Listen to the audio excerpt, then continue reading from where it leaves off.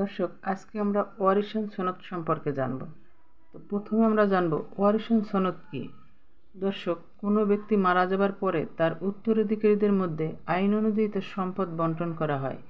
এজন্য মৃত্যু ব্যক্তির ওয়ারিশ কারা তা প্রমাণ করা যায় এই ওয়ারিশন সনদের মাধ্যমে।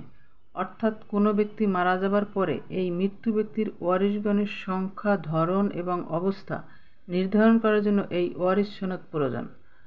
তো এখন আমরা জানব এই ওয়ারিশ সনদ কোন কোন কাজে ব্যবহার করা হয়।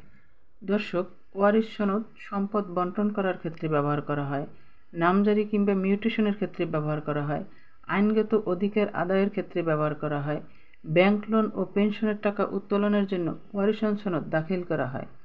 দর্শক, এখন আমরা জানব এই ওয়ারিশন সনদ কোথা থেকে সংগ্রহ করবেন। দর্শক, ওয়ারিশন সনদ সংগ্রহ করার জন্য স্থানীয় প্রশাসন যেমন ইউনিয়ন পরিষদ, পৌরসভা, জেলা পরিষদ, সিটি কর্পোরেশন থেকে এই ওয়ারিশন সনদ সংগ্রহ করা হয়। দর্শক, এখন আমরা জানব এই ওয়ারিশন সনদ সংগ্রহ করতে যেসব কাগজপত্র দরকার। তো প্রথমত, মৃত্যু ব্যক্তির প্রত্যেক ওয়ারিশদের এনআইডি কার্ডের ফটোকপি এবং এটি অবশ্যই সত্যায়িত হতে হবে। দ্বিতীয়ত, এনআইডি কার্ড না থাকলে জন্ম নিবন্ধন সনদের ফটোকপি দরকার হবে। তৃতীয়ত, প্রত্যেক ওয়ারিশদের এক কপি করে ছবি লাগবে।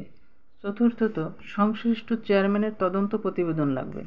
দর্শক, এই ডকুমেন্টগুলো থাকলে সংশ্লিষ্ট পরিষদ যেমন ইউনিয়ন পরিষদ, পৌরসভা, সিটি কর্পোরেশন, জেলা পরিষদ থেকে এই ওয়ারিশন সনদ সংগ্রহ করতে পারবেন।